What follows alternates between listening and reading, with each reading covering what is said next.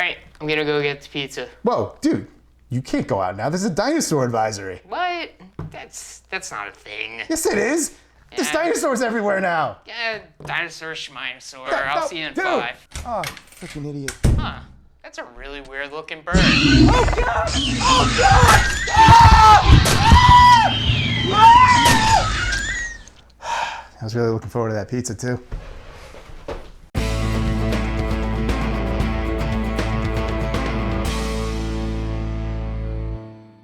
Welcome back to the Out of Touch podcast. I'm Chris, that's Bill, and today we are watching Jurassic World Dominion. Hey, you got it right. Finally.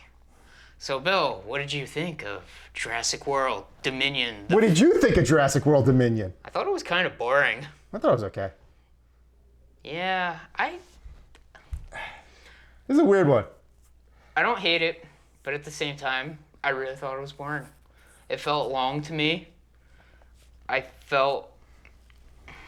don't know, it took a long time getting places.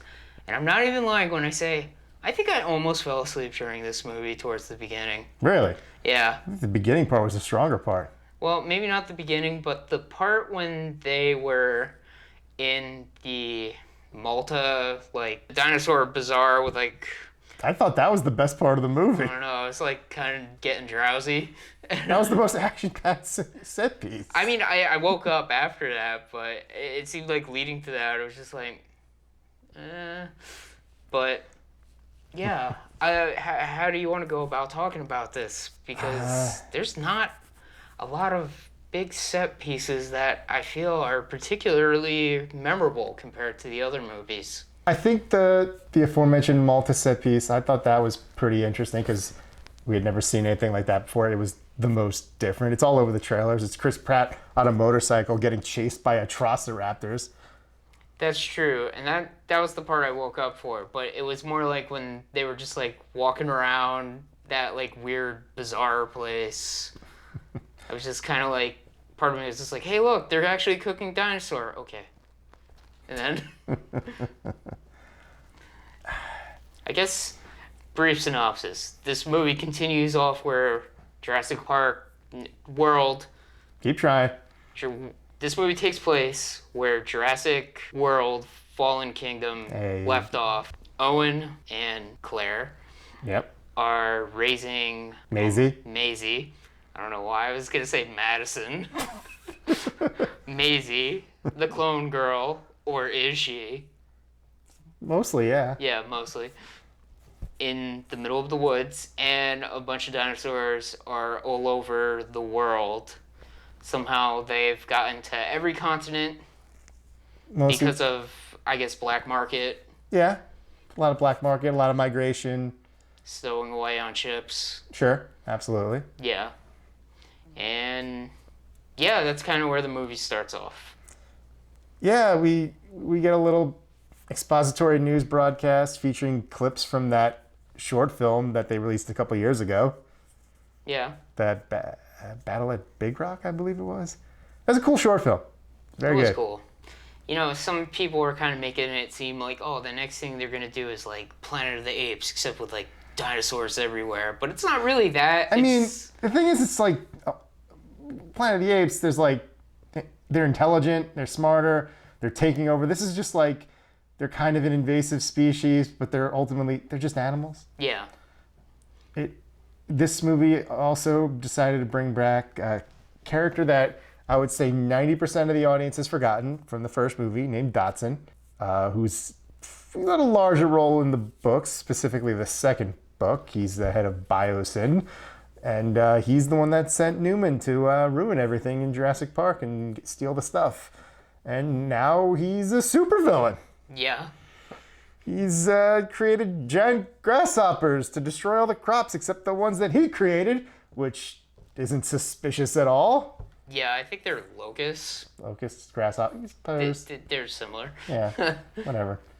Grant said grasshopper. That stuck in my brain. Yeah.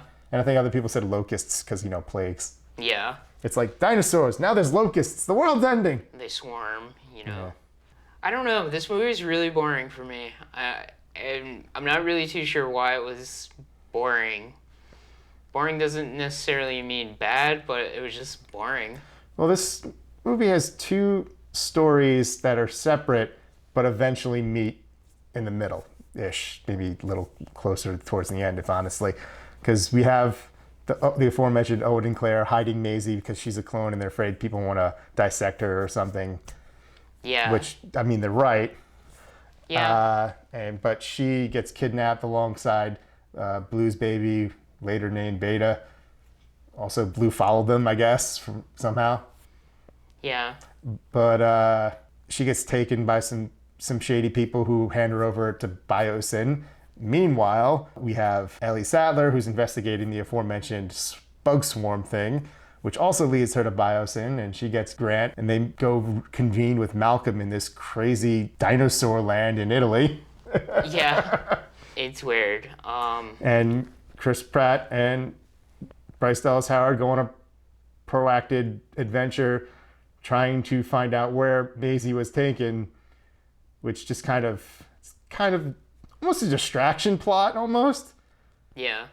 Even though I did enjoy the set piece with the underground dinosaur smuggling and stuff. I thought that was interesting. And they meet a girl who's got Belu's playing from Tailspin. She does have Belu's playing from Tailspin. Holy crap. I forget what her name was, but she kind of also reminds me of like how often in those Brendan Fraser mummy movies, they would just be like, let's go meet up with my pilot friend. Yeah. Yeah, positives with this movie, I guess. Like, it was nice to see Grant Sattler and Malcolm again. Yeah. In the last one, Malcolm had a cameo, but he had like a beard, which was weird because that's just probably what Jeff Goldblum was rocking at the time. But now he's like shaved. He's rocking the leather jacket again. He's got like the sunglasses. I'm like, that's Malcolm. Yeah. Now he's dressed like Malcolm again. And once again, nobody's listening to him. Yeah. He's like, this is bad. All of this. All of it. Bad. Yeah, I would say the old characters got as much screen time as, like, you know, the current Jurassic World characters. Yeah, I wasn't sure, like, how equal it was going to be, but it's somewhat equal for the most part. You know, the action stuff leans more towards, like, Chris Pratt and stuff because younger. Yeah, there's a scene where Grant is climbing up a ladder and he falls off, and I'm like, he's an old man. If he fell off that ladder, I'm sorry, he would just like either one, explode into dust, or two, like I've broken a hip or I've fallen and I can't get up because even though that guy does look good, he's an old man. Like, it's like 70, right? Yeah, my dad's 70. My dad fell off that ladder, Look, he'd be dead. There's two different kinds of 70, though. Yeah. There's some 70-year-olds that are surprisingly fit. It's true. And then there's regular, everyday, real 70-year-olds like your dad. Yeah. Your dad's not Hollywood 70. He's everyday man 70. Everyday working man 70. Exactly. It's very different. Yeah. It's very different. But, yeah, that was one thing that I was just like, huh. Like... I mean, right away, you get clued into the fact that, oh, they're finally going to get Grant and Sattler together because everyone was mad that they were not together in Jurassic Park 3. Yeah. Because it's like, oh, how's the family? She's like, kids are great. They're all they're both in college now. So and I'm divorced now. And he's just like, oh. Yes. Yeah. I was like, okay, movie, I'll give it to you. It didn't give me the feels, but like a lot of people were cheering in our movie theater. Yeah, most of the theater clapped when they kissed at the end. Yeah. Because they were like, finally, they're together again. Why'd you break them up? This is somewhat related to this series because I hate off-screen breakups. Yeah. Because it's like, we left these characters in this way, and we jump back. Sometimes it could only be a matter of months later, and it's like, they broke up? What happened? I hate that. Yeah. Like Ghostbusters 2. Yes, Ghostbusters 2. The Jurassic World movies did it. Jurassic Park 3 did it with Grant and Ellie. That show, Entourage, did it like 1,000,000 times with this one couple. Oh, man. They broke up so many times between seasons, and they got together at the end of the show. Then they made a movie, and at the beginning of the movie, they were broken up again. It's like, come on. I'm sick of this shit. Yeah. Yeah, it's weird. You know, for a Jurassic movie, I would say there's not as much dino action as I wanted, and maybe it's more or less, you see a lot of dinosaurs. The visual effects look great. In fact, there's quite a few of them that have like the feathers and shit on them to look scientifically accurate, and it's kind of cool. But At least 3. yeah, at least 3. So I guess maybe not a lot, just 3. I mean, the ones that are out there in like the ether are like the weird clones from like Jurassic World and whatnot, and like replicas of those clones. But in the Biosyn facility, they're like, look, we're making real ones. Yeah, scientifically accurate. They got feathers. Look, huh? Stop yelling at us, paleontologists. Look at this crazy raptor. He looks like a parrot. He's got red things and he can swim underwater. Look at this thing with its giant hands. Yeah. It's got just the biggest hands. It's got Wolverine claws. Basically. If Wolverine rode a dinosaur, he'd be riding that thing. Yeah. We're going to call him Wolverinosaur. Sure. I don't remember its real name, but I'm sure I'd have trouble pronouncing it. Yeah. I think it was one of those ones that's like Thoraxurig. That's one of those ones where I'm like, I would look at the word. Hold on, I need the pronunciation to break it up and explain how to pronounce that. Yeah. Like they sell toys to kids, and they got these weird names on them. I'm like, the kid's gonna ask mommy, how do you pronounce that? And mommy's gonna be like, daddy, and dad's gonna be like, what? How do you pronounce it? Dad just looks dinosaur. No, dad's just be like, Triceratops. It's Triceratops. Triceratops has 3 horns, daddy. That one only has 2. Shut up. It's Triceratops. Don't correct your father. Yeah. Yeah. Oh, man. So we do see a lot of dinosaurs, but I would say kind of sparse on dinosaurs eating people or being scary in this movie. I would say we mostly only get dinosaurs eating people in that multi-action scene. Yeah. Because we get dinos munching at people in the street. That one dude that dies horrifically, he's getting bit by, I don't even know what it was, and then like a little Protoceratops is biting his other hand, and like a Baryonyx or just something just comes and eats his head. Yeah, that was the most brutal death, probably. Yeah. We get the, like, I don't know how to describe her except, like, fashion model, mercenary, like, dinosaur dealer lady that, like... Inexplicable Bond femme fatale. Yeah. It's like, what movie is this? Yeah, it's just like, this lady is crazy looking. Like, she's so hot, but so dangerous. Why? You're a character from, like, a Bond movie. What are you doing here? Yeah, she has the laser that, like, directs raptors to kill people. Just like in Fallen Kingdom. Yep. And they're like, we worked it out. It's like, oh.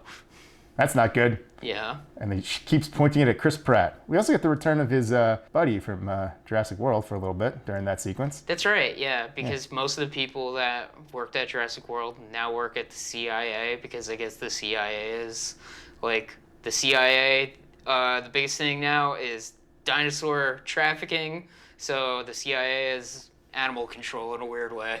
Yeah, it makes sense, I guess. Yeah, one of Claire's sidekicks works from them from the last movie. Was that the vet girl that was there in the beginning too? Yeah. Yeah, I didn't recognize her. She had she had long hair. And she never glasses. Yeah, no glasses either. I was like, you look like are you the same person? Yeah. I'm not sure. It was her. I thought it was cool that both those characters like came back like very briefly, but he's got 2 scenes, she's only got the 1. Yeah. And they were both like, why are we still doing this? Yeah. It's like, this is ridiculous. But I was like, hey, continuity. All right. I don't mind that. I like continuity. It's weird that they did some retconning in this movie. They sure did. Mostly with the clone girl. Let's just talk about that real quick. Okay. They basically retconned her backstory as that she wasn't a clone created from grief because her mom died. Her mom created her as sort of like basically artificially inseminated herself with herself? Well, I guess like or something? Yeah, the main thing was because saying the mom, it's like the main thing was old man from Fallen Kingdom was sad his daughter died. Turns out his daughter was a super smart scientist that made a clone of herself that wouldn't die from a disease. So the entire story of him having a falling out with Hammond because he wanted to clone his dead daughter was a lie because his daughter outlived John Hammond by like a decade. Yeah. Yeah, that's a good point. So... Because the little girl was like born in 2007. Yeah. and they've said Hammond died in 97. And they had a falling out before the events of Jurassic Park. What did they have a falling out over? Yeah. I think we were talking about that as we were walking out of the theater, and I was just like, did they just have a British man tivy over some nonsense? Get in a fight about soccer? What happened? I don't know. The story in Fallen Kingdom made sense. Yeah.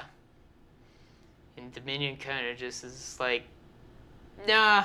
They could have just as easily made it that maybe that's why her mom died of a genetic disease, and maybe that's something that Lockwood did to her. Not, don't have to like contrive this whole story with like the mother character, and because then it just makes everything weird and confusing. It really would.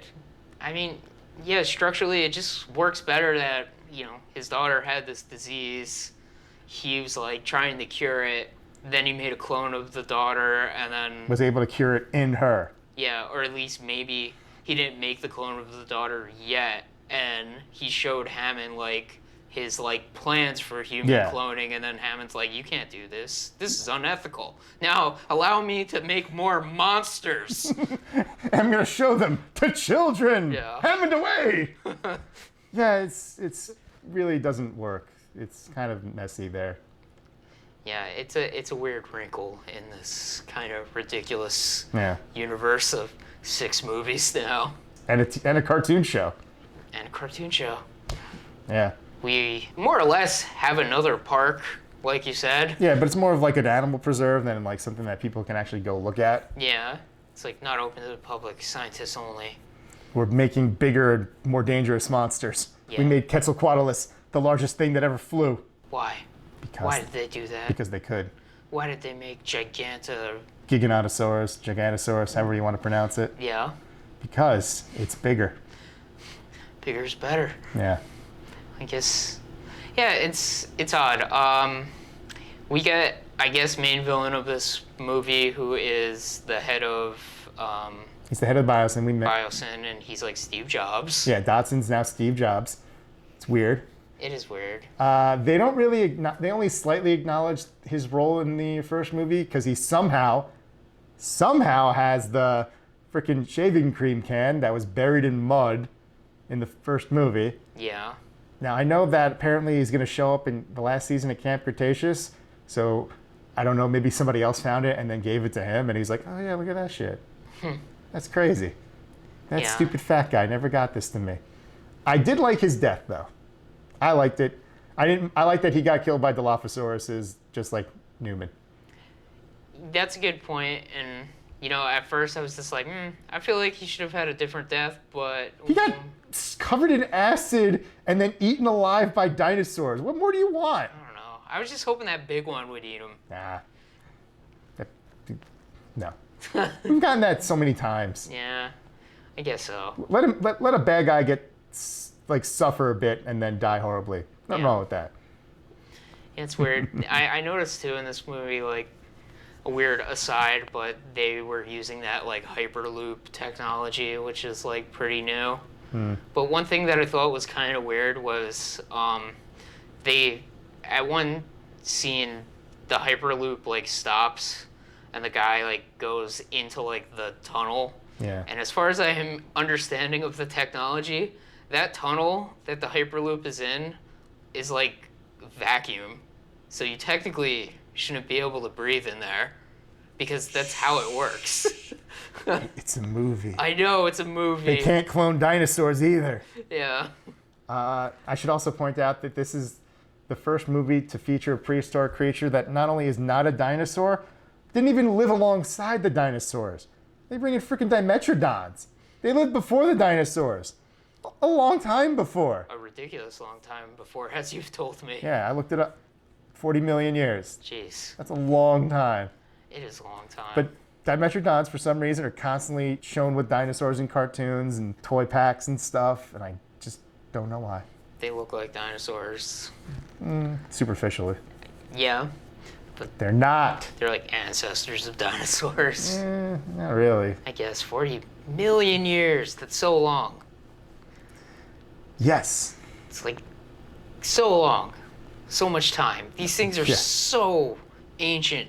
It's a miracle we find them. Yes.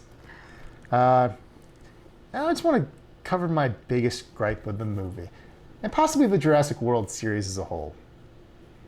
Why do they never do anything with the T-Rex?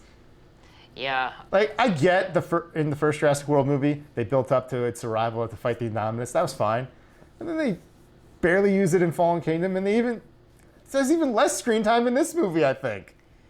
He has, or I think T-Rex is a girl. Yes. Yeah, She has a standoff with the bigger whatever Giganosaurus thing. and Giganosaurus. gets bitched and runs away. Yeah. And then at the end, you think they're going to have a big battle. They do, but it's not the best. Yeah. It's just like, hey, remember how the T-Rex had a fight Indominus and then got its ass kicked by the Indominus and needed help to defeat the Indominus? Yeah, we did that again, but it's less spectacular this time. For a movie that has some ridiculous things in it, it doesn't have ridiculous things that I want. Like, it'd be nice if the T-Rex actually got to just win the fight. Yeah, if you're going to go full-blown ridiculous, it's like, okay, like have the T-Rex and the Giganosaurus have a full-blown throwdown like Godzilla vs. Kong Yes! fight. Why not? The movie's ridiculous enough. But it's like they don't do that, but then they have a scene with Steve Jobs being like, oh no, my mutated locusts that only eat crops that I don't make, people are going to discover, so burn them all. So he sets all his locusts on fire, and then the locusts break through the roof of the research facility. So we have a cloud of locusts on fire flying around the nature preserve. Yep. And they set the whole nature preserve on fire. Yep. And like they're still kind of alive after being burned. Bugs are really disgusting and hard to kill sometimes. They're very resilient. And you're telling me we couldn't have just got like a full-blown like throwdown fight between two dinosaurs for like, maybe 5 minutes? I know. Is that so much to ask for? Yeah. It's bad enough the T-Rex Spinosaurus fight back in the day was literally a minute. Barely. Yeah. And like the fact that this is the final installment in this series, or at least this incarnation of the series, and that's all you do with the T-Rex? It's in the logo! Yeah. Come on! You know what's even more ridiculous? Like, there's that prologue that they released several months ago, which honestly I think should have opened the movie, because they get that couple minutes in like prehistoric times. It's really cool, and then it's cuts to modern day, and the T-Rex is getting hunted in what could have been an exciting opening chase scene. Yeah. And the fact that the prehistoric T-Rex gets killed by the Giganosaurus, and is implied to be the genetic ancestor of the Jurassic Park T-Rex, and then you could at least have a satisfying rematch at the end where the T-Rex just decisively wins. Yeah. That would have been nice, but they didn't do that. It's like weirdly supplemental material that you need to watch beforehand, maybe. Yeah. And it's weird. It's weird. Like the Giganosaurus gets killed by, the Wolverinosaurus. Well, it's the T-Rex and the Wolverinosaurus. Yeah. They kind of have like a three-way fight, and then like the T-Rex kind of pushes him into the Wolverinosaurus's claws, and then. You tell me that thing and the T-Rex aren't gonna fight? Yeah, that's what I was thinking. It was just like, okay, round 2. Oh. Never mind. That's it. We're done now. Yeah. At least when the T-Rex and the Raptor, like, all right, let's team up and fight the Indominus, it at least went on for like a protracted, long, nice shot of it just getting smashed into buildings and stuff. Yeah. Like, it's not long, but it was satisfying. It was something. Yeah. Yeah. They did get good use of the Giganosaurus or Giganotosaurus, whatever you want to call it. It's Giga something. I don't know. I know it is Giganotosaurus. Wargreymon. Not T-Rex. Yeah. Like the scene where it's attacking all the characters now that they've all met and become friends, that's kind of fun. Yeah. Like that was enjoyable, especially like Malcolm kind of in a callback to the first movie where he lights the flare, has just like this giant stick and shoves it into the damn thing's mouth. Yeah. And that's lit on fire. Looks like it's breathing fire for a second. When that scene happened, I thought for a second they were actually going to kill him. For a second, I thought so too, but then I remembered, like, wait, I think I saw other bits in the trailer that haven't happened yet that he's in. So either those scenes are cut or he's going to be fine. Yeah. I mean, Malcolm did technically die in the original book, even though they then said, no, he didn't in the second book. Oh, okay. Yeah. Interesting. Yeah, because, I thought maybe they were going to have him do like a heroic sacrifice for them to get away, but We didn't need that. yeah, I think that would have just annoyed people. I'm sure it would have. It might have made the movie a little more interesting to talk about. Oh, yeah, but I think after other franchises had brought back old characters just to kill them, like they're like, yeah, maybe we won't do that here. Yeah. We'll bring back Dodson to kill him. Nobody gives a shit. If he's a bad guy, he can die. Yeah. But we're not going to bring back people like Jeff Goldblum. We can't kill Jeff Goldblum. Right. What's the name of the scientist guy again? Woo? Woo, that's right. That son of a bitch just got away with everything. He really did. He's a mad scientist. He created the Indominus Rex, the Indoraptor, and it's a show, but I guess it's canon. There's something called the Scorpius Rex, a nightmare beast of a hybrid dinosaur.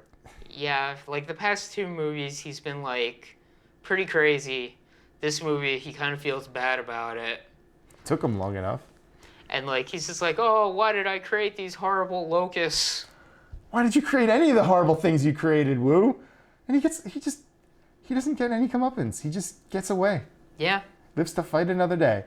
Which means he's going to be back in Jurassic World 9, 7, Jurassic Planet. I feel like the only like next movie is like Jurassic Topia.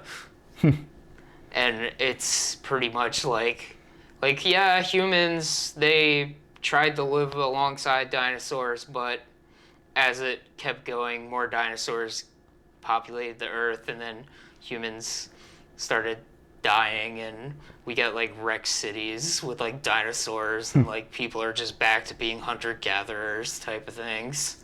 No, I don't. I mean, maybe that's too far, but Yeah, that is too far. I don't know where else you can go from there. I honestly don't know where else I think this series is out of steam. Yeah, pretty much. Dinosaurs everywhere was like the last card they could play. I don't think they quite succeeded. No.